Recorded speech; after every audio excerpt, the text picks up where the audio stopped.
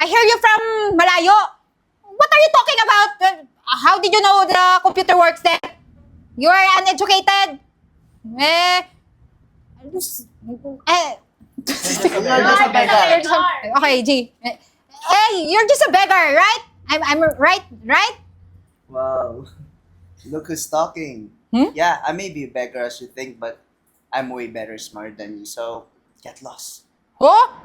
Ano daw sabi niya? Get lost. Lost. Hoy, I found! I Coco, found the hindi- love. Bakit parang English content tayo? Ba't parang English content na? Mas mahal na ba yun? Ha? One thing. Phone love! Para tanga! Tumihimik ka nga! English na yan. Ako lang dapat marunong dito mag-English, no? Ano ka ba, Eden? Ikaw na naman, init na naman ng ulo mo. Tinulungan niya lang ako dito sa proposal na gagawin ko. May report ako bukas, di ba? That is why nga.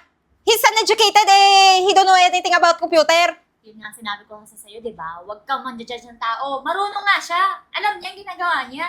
What if the computer will be broken? I have just fixed the problem already, so you don't need to panic. You don't need to say anything about me. That I'm dumb, but I'm not dumb as you. Uy, tumahimik ka nga! English. Eskwela na!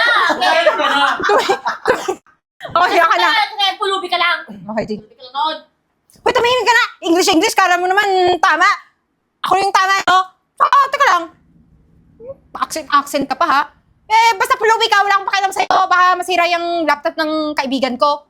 May pambayad ka ba, di ba wala? Tsaka ikaw, ha? Tikas talaga ng ulo mo. Huwag mo yung pinapagalaw yung laptop mo. Alam kong kaibigan mo ko. Alam kong kaibigan mo ko, di ba? Ang mga sinasabi ko, para sa'yo. Para sa ikabubuti mo. Sige na, Eden. Sige, salamat. Ikaw, ha? Ay, lost ka pa dyan. I found nga. Tanga-tanga talaga. Okay ba English ka? Okay, wait. Block niyo. Ay, what? Cut muna.